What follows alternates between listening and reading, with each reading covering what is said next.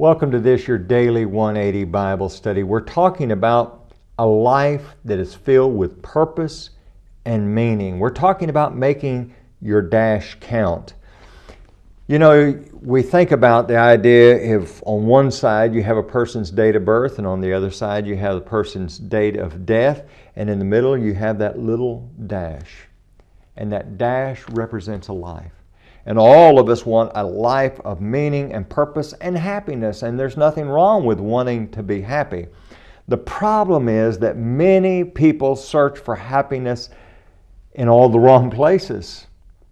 Solomon did that for a while. In chapter 2, verse 1, we see that he looked for happiness in amusement and in entertainment and things of that. Listen to verse 1 and 2. He says, I said in my heart, come now, I will test you with mirth or amusement. Therefore enjoy pleasure, but surely this also was vanity or meaningless. Verse 2, I said of laughter, madness, and of mirth, what does it accomplish? You know, it's good to be happy. It's good to laugh. It's healthy to laugh. But if that's your whole aim in life, it will leave you empty. In verse number 3, we see that he looked for happiness in wine.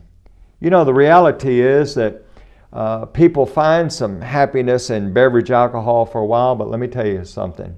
In the end, it comes back to haunt you. And there is no happiness in that at all. He would say that it is a meaningless thing. Then he tried, in verse 4 through 11, he tried to look for meaning and purpose in building projects and things, in materialism. Look at verse number 4. I made great works. I built for myself houses and planted for myself vineyards. I made myself gardens and orchards, and I planted all kinds of fruit trees. You see, all these projects that he engaged in and all the materialistic things that he was striving for.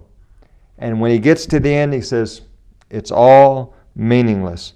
In verse number 17, he says, therefore I hated life because the work that was done under the sun was distressing to me, for all is vanity and grasping for the wind. Do you understand what Solomon's saying? You can do a lot of great things in your life.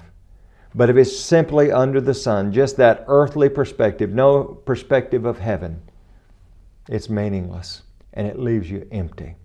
Join us again tomorrow for your Daily 180.